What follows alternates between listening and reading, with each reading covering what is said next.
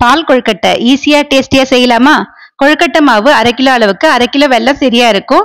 1/2 kilo வெல்லத்தை நல்லா பொடிச்சிட்டு ஒரு 1/2 tumbler தண்ணி ஊத்தி உப்பு போட்டு கரைச்சி எடுத்து வச்சுக்கோங்க. இப்ப இன்னொரு பாத்திரத்துல ஒரு 2 டம்ளர் அளவுக்கு தண்ணி ஊத்தி கொஞ்சமா உப்பு போட்டுட்டு 1 ஸ்பூன் அளவுக்கு நெய் சேர்த்துக்கோங்க. தண்ணி நல்லா கொதிச்ச உடனே நம்ம மாவை கொஞ்சம் கொஞ்சமா சேர்த்து நல்லா கிளறி விட்டுடுங்க. இப்ப மாவு நல்லா ஆறி வந்த உடனே கைகளால நல்லா அழுத்தம் கொடுத்து பிசைஞ்சு சின்ன சின்ன உருண்டைகளை உருட்டி எடுத்துக்கோங்க.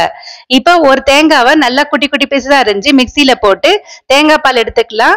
இது முதல் தேங்காய் பால் நல்லா திக்கா எடுத்துக்கோங்க. இப்ப அதுலயே கொஞ்சம் தண்ணி ஊத்தி நல்லா அரைச்சிட்டு 2வது தேங்காய் பால் எடுத்து வச்சுக்கோங்க. இப்ப 2வது தேங்காய் பாலை ஒரு பாத்திரத்துல ஊத்தி கொஞ்சமா உப்பு போட்டு இது நல்லா கொதி வந்த உடனே நம்ம உருட்டி வச்ச அந்த உருண்டைகளை அதுல போட்டு ஒரு 5 நிமிஷத்துக்கு லோ ஃப்ளேம்ல வச்சு குக் பண்ணிடுங்க. கரைச்சி வச்ச வெல்லம் தண்ணி ஏலக்காய் தூள் சேர்த்துக்கோங்க. 1 ஸ்பூன் அளவுக்கு அரிசி மாவு தண்ணியில ஊத்தி கரைச்சி சேர்த்துக்கோங்க. தேங்காவை குட்டி குட்டி பீசஸா அரிஞ்சு நெய்யில வறுத்துட்டு சேர்த்தீங்கன்னா சூப்பரான பால் கொழுக்கட்டை ரெடி.